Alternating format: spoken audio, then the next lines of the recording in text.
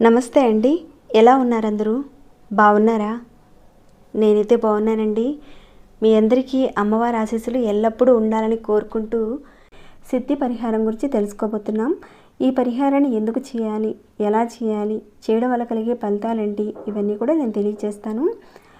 ఈ పరిహారాన్ని మనం చేసుకోవడం వల్ల మనసులో ఉన్న కోరికలు త్వరగా నెరవేరడానికి హనుమ జయంతి రోజున ఈ ఒక్క పని చేయండి. ఖచ్చితంగా అద్భుతం చూస్తారండి. ఈ కాలంలో మనం ప్రతిరోజు కూడా ఆంజనేయ స్వామి యొక్క నామాన్ని పఠించడం వల్ల ఎదుర్కొంటున్న సమస్యల నుంచి మనం బయటపడతాం. కలికాలంలో ప్రత్యక్ష దైవం ఎవరంటే ఆ ఆంజనేయ స్వామి. ఏదైతే మనకు దుష్టగ్రహాలు ఉన్నా ఆ దుష్టగ్రహాల నుంచి వచ్చే ఇబ్బందులను తొలగించడానికి ఉండే శక్తి ఆ ఆంజనేయ స్వామికే ఉందండి. మనం ఆంజనేయ స్వామిని ఆరాధించినట్లయితే అద్భుతమైన ఫలితాలను పొందుతాం. మన నిత్య జీవితంలో భాగంగా ఆంజనేయ స్వామి యొక్క దండకాన్ని కానీ, ఆంజనేయ స్వామి యొక్క నామాన్ని కానీ, ఆరాధన కానీ మన నిత్య జీవితంలో చేసుకున్నట్లయితే కలికాలంలో వచ్చే సమస్యల నుంచి బయటపడతారు. ఈ రోజున మనం చాలా తేలికైన కొన్ని పదార్థాలతో స్వామివారిని ఆరాధించడం వల్ల అద్భుతమైన ఫలితాలను చూస్తాం. మన మనసులో ఉన్న కోరికలు త్వరగా నెరవేరడానికి మార్గాలు తెలుస్తాయి. ఇక్కడ నేను చిన్న ఒక 10 మార్గాలు చెప్తానండి. ప్రయత్నపూర్వకంగా చేసి ఫలితాన్ని పొందండి. చాలామంది మాకు అధిక సమస్యలు ఉన్నాయండి, చాలా కష్టాల్లో ఉన్నామండి, సమస్యలు తీరడం లేదని అంటూ ఉంటారు కదండి. ఎంతటి సమస్యలైనా సరే తీరిపోతుందండి. రేపు మంగళవారం రోజున చెప్పి ఈ చిన్న పరిహారాలు చేసి మీరు వాటి నుంచి బయటపడండి. అలానే ఈ హనుమ జయంతి రోజున మన ఇంట్లో ఉండే పదార్థాలతోనే చేసుకోవచ్చండి. మీ మనసులో ఉన్న ప్రతి కోరిక నెరవేరే మార్గాలను చూపిస్తుంది ఈ పరిహారాలు. మీరు ఎదుర్కొంటున్న సమస్యల నుంచి మీరు బయటపడతారు. ఎలా చేస్తే నెరవేరుతుందో తెలియజేస్తానండి. దానికన్నా ముందు ఒక చిన్న రిక్వెస్ట్ అండి. వీడియోకి ఇంకా లైక్ ఇవ్వని వారు ఎవరైనా ఉంటే ఒక లైక్ ఇవ్వండి. మీలానే చాలామంది సమస్యలతో బాధపడేవారు ఉంటారు కదండి. వారికి ఈ వీడియో చేరేలా లైక్ అండ్ షేర్ ఇవ్వడం మర్చిపోకండి. మరిన్ని ఉపయోగపడే వీడియోస్ని మీ ముందుకు తీసుకొచ్చేలా నాకు కాస్త ఇంట్రెస్ట్ ఇచ్చేవారు అవుతారు. ఇక సబ్స్క్రైబ్ కానివారు మీరు ఎవరైనా ఉంటే మన ఛానల్కి సబ్స్క్రైబ్ చేసుకోండి. సరేనండి, ఇక మిగతా వివరాలకు వెళ్తే మనం ఇప్పుడు ఎవరైతే ఆంజనేయ స్వామిని పూజిస్తారో వారికి ఎలాంటి కష్టాలు నష్టాలు రావండి. మనం ప్రతిరోజు ఆంజనేయ స్వామి యొక్క సింధూరాన్ని, అంటే ఆయన ఒంటి మీద ఉన్న సింధూరాన్ని ఎవరైతే బొట్టుగా పెట్టుకుంటారో వారికి దుష్టగ్రహ బాధలు పనిచేయవని మన శాస్త్రం అయితే చెప్తుంది. ఖచ్చితంగా చేసి చూడండి, మీకే తెలుస్తుంది. అయితే ఇప్పుడు నేను చెప్పే వాటిలో మొదటిగా రేపు మంగళవారం హనుమాన్ జయంతి రోజున మీరు కట్టుకోబోయే బట్టలు, అంటే స్నానాది కార్యక్రమాలు చేసిన తర్వాత బట్టలు కట్టుకుంటారు కదండి, ఆ బట్టల రంగు తెలుపు రంగులోను, నలుపు రంగులోను, ఇంకా బ్లూ కలర్లో ఉన్న బట్టలను మాత్రం ఎట్టి పరిస్థితుల్లోనే వేసుకోకండి. ఆ ఒక్కరోజు మీరు ఆ బట్టలు వేసుకోకుండా మిగతా బట్టలు, అంటే రెడ్ కలర్ కావచ్చు, పసుపు రంగు కావచ్చు, ఆరెంజ్ మిక్స్డ్ కలర్ కావచ్చు, అలాంటి వాటిని వేసుకోండి మీరు. కానీ పూర్తిగా బ్లూ కలర్లో ఉన్నవి, తెలుపు రంగులో ఉన్నవి, నలుపు రంగులో ఉన్నవి అలాంటి వాటిని మాత్రం మీరు ఎట్టి పరిస్థితుల్లోనూ వేసుకోకండి. ఆ రోజున గ్రహాల యొక్క ప్రభావం మన మీద పడకుండా ఉంటుంది ఆ విధంగా చేస్తే. కానీ red colour, orange colour, yellow ఇలాంటి మిగతా కలర్స్ ఏవైనా సరే వాడుకోవచ్చు మీరు. ఇక ఆ రోజున మీరు ఉపవాసం, అంటే పగల ఉపవాసం ఉండి రాత్రి భోజనం చేయండి, ఉండగలిగితేనే మీరు అలా మీరు ఉండి స్వామివారి నామంతో ఉపవాసం చేసుకోండి. ఇక 4వది, మీరు పొరపాటును కూడా ఆ రోజున నాన్ వెజ్, మద్యం, ధూమపానం ఇలాంటివి మాత్రం చేయకండి.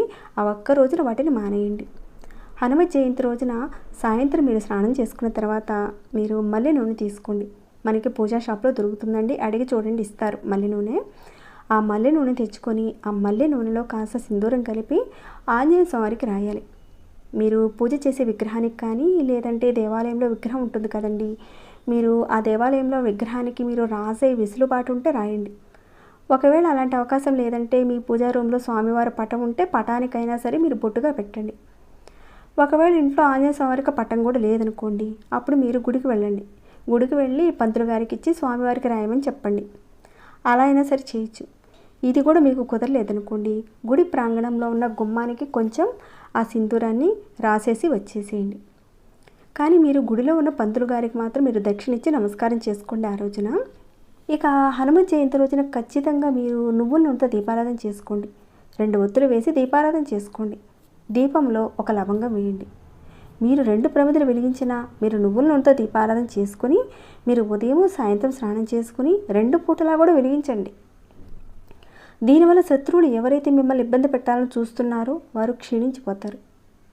జాతకంలో శనిగ్రహ ప్రభావము, రాహుగ్రస్త ప్రభావము మిమ్మల్ని అలాంటివి ఇబ్బంది పెట్టకుండా ఉండడానికి అవకాశం ఉంటుంది. ఈ హనుమ జయంతి రోజున రామస్తోత్రాన్ని, రామనామాన్ని పఠించడానికి చూడండి. అదృష్టం మీ వెంటే ఉంటుందండి. ఇక తర్వాత చెప్తానండి. ఇక్కడ చూసారు కదండి, వేయించిన శనగలు ఇలాంటివి ఉంటాయి కదండి. ఇలాంటివి అలానే దీంట్లో కాస్త బెల్లం పెట్టి, అంటే ఈ వేయించిన శనగలతో పాటు బెల్లం కూడా పెట్టి నైవేద్యంగా స్వామివారికి పెట్టండి. ఒకవేళ ఇంట్లో పెట్టే అవకాశం లేదనుకోండి, మీరు గుడిలోనైనా సరే ఈ శనగలతో పాటు బెల్లాన్ని కూడా ఇవ్వండి స్వామివారికి నైవేద్యంగా. మనసులో ఉన్న ఏ కోరికైనా సరే తీరాలని మీరు మనస్ఫూర్తిగా కోరుకోండి. ఖచ్చితంగా మీకు మార్గం కనిపిస్తుంది. తర్వాత మరొకటి చెప్తానండి. హనుమత్ జయంతి రోజున మీరు ఉదయం నుంచి సాయంత్రం 5 గంటల లోపుగా ఎప్పుడైనా చేసుకోవచ్చండి ఈ విధానాన్ని. మీరు ఒక మరీ ఆకును తెచ్చుకోండి. సాయంత్రం 5 గంటల లోపుగా తెచ్చుకోవాలి. ఆ రోజున మీరు చంద్రంతో కానీ, సింధూరంతో కానీ, కుంకుమతో కానీ చక్కగా ఆ మరీ ఆకు మీద మీరు శ్రీరామ అని మీరు ఉంగరపు వేలుతో రాయాలి. మీరు రాసిన తర్వాత ఈ ఆకు ఉంది కదండి, దీనిని చక్కగా స్వామివారి పటం దగ్గర పెట్టి ధూపం దీపం చూపించండి. ఇక ఆ ఆకుని స్వామివారి దగ్గర అలానే ఉంచండి రోజంతా కూడా. ఇక తర్వాత రెండవ రోజున మీరు చక్కగా నిద్రలేచి స్నానద కార్యక్రమాలు ముగించుకొని దేవుడి దగ్గర పెట్టిన ఆకును తీసి చక్కగా మడత పెట్టి దీనిని తావీజులో పెట్టి మెడలో ధరించాలి. వారైనా మగవారైనా చేసుకోవచ్చు. ఈ విధంగా చేయడం వల్ల మీరు ఎదుర్కొంటున్న ఏవైతే సమస్యలు ఉన్నాయో ఆ సమస్యల నుంచి, కష్టాల నుంచి బయటపడతారండి. ఆకస్మిక సంఘటనలు, ప్రమాదాలు, యాక్సిడెంట్స్ ఇలాంటి ఇబ్బందులు మీకు రాకుండా రక్షగా కాపాడుతుంది. ఇది ఒక రక్షణ కవచం. ఇంకా అద్భుతంగా పనిచేసే మరొకటి ఏంటంటే, మీరు అప్పులు చేశారు, అప్పులు తీర్చలేకపోతున్నారు. అప్పులు తీర్చడానికి కూడా మార్గాలు తెలుస్తాయి. దీన్ని ధరించడం వల్ల కుటుంబంతో సుఖ సంతోషాలుగా ఉంటారు. భార్య పిల్లలతో చిరాకు పరాకుతో ఉండేవారు ఉంటారు కదండి, అలాంటివన్నీ కూడా తగ్గిపోయి కుటుంబంతో సంతోషంగా ఉంటారు. మీరు చేస్తున్న పనుల్లో అడ్డంకులు ఉంటే అవన్నీ కూడా తొలగిపోతాయి. ధన రాబడి పెరుగుతుందండి. ఇది మీకు తెలుసు కదండి, మొలతాడు దారం ఉంటుంది కదండి, ఆ ఎర్రటి దారం ఉంటుంది కదా, దాంతో చక్కగా కట్టి మీరు తయారు చేసుకొని ఆ రోజు మొత్తం కూడా మీ మెడలోనే ధరించండి. ఇక తర్వాత రాత్రి పడుకునే ముందు దీనిని తీసి పక్కన పెట్టి మళ్ళీ మీరు వేసుకోవచ్చు. ఈ తావీజుని మీరు సంవత్సరం పాటు ఉంచుకోవచ్చండి మెడలో. మార్చుకోవాల్సిన అవసరం లేదు. తాడు ఏమైనా చీకిపోతే అప్పుడు మీరు మార్చుకోవచ్చు. ఇక మళ్ళీ హనుమత్ జయంతి వస్తుంది కదండి సంవత్సరం తర్వాత, అప్పుడు మళ్ళీ కొత్త దానిని తయారు చేసుకోవచ్చు. ఇక ఈ పాత దానిని మీరు పారే నీటిలో వేసేయండి, లేదంటే ఏదైనా చెట్టు మొదట్లో పాతి పెట్టేసేయండి. ఇది ఎంత అద్భుతంగా పనిచేస్తుందంటే, దీన్ని ఒక్కసారి మనం హనుమత్ జయంతి రోజున వేసుకోవడం వల్ల మీరు ఎదుర్కొంటున్న ఏదైతే సమస్య ఉందో దాని నుంచి బయటపడడానికి మార్గం తెలుస్తుంది. ఈ పరిహారాన్ని ఆడవారైనా మగవారైనా చేయించండి. కానీ మీరు నెలసరి సమయంలో మాత్రం చేయకండి. అలానే గర్భిణీ స్త్రీలు కూడా చేయకండి. మీరు స్వామివారి నామాన్ని జపించడం వల్ల దుష్టగ్రహ బాధలు తగ్గిపోతాయండి. ఇంకా సింధూరాన్ని ధరించడం వల్ల నెగిటివ్ ఇంపాక్ట్స్ అనేటివి తగ్గిపోతాయండి.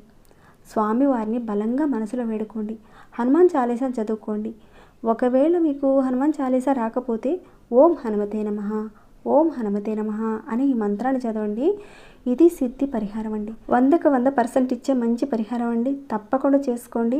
హనుమత్ జయంతి మాటి మాటికి రాదు కదండి, సంవత్సరానికి ఒక్కసారే కదండి వచ్చేది. ఆ ఒక్క రోజుని వినియోగించుకోండి, మంచి ఫలితాలను పొందుతారు. చెప్పిన వాటిలో నుంచి ఏదో ఒక పరిహారాన్ని మీకు వీలైన దాన్ని తప్పకుండా ప్రయత్నించేయండి. మీ అందరికీ మంచి ఫలితాలు రావాలని కోరుకుంటున్నానండి. ఇక ఈ వీడియోనైతే ఇంతటితో ముగిస్తున్నాను. ఇంకేమైనా చెప్పాలనుకుంటే తప్పకుండా నాకు కామెంట్ సెక్షన్లో తెలియచేయండి. ఇంకేమైనా డౌట్స్ ఉన్నా కానీ అడగండి, తెలియచేస్తాను. లైక్ చేయని వారు ఇంకా ఎవరైనా ఉంటే ఒక లైక్ ఇవ్వండి. సబ్స్క్రైబ్ కాని వారు ఛానల్కి సబ్స్క్రైబ్ చేసుకొని ప్రతిరోజు మన ఛానల్ నుంచి వచ్చే వీడియోస్ని వాచ్ చేస్తూ ఉండండి. మరొక భక్తి వీడియోలో మళ్ళీ మిమ్మల్ని కలుసుకుంటాను. అంతవరకు సెలవు.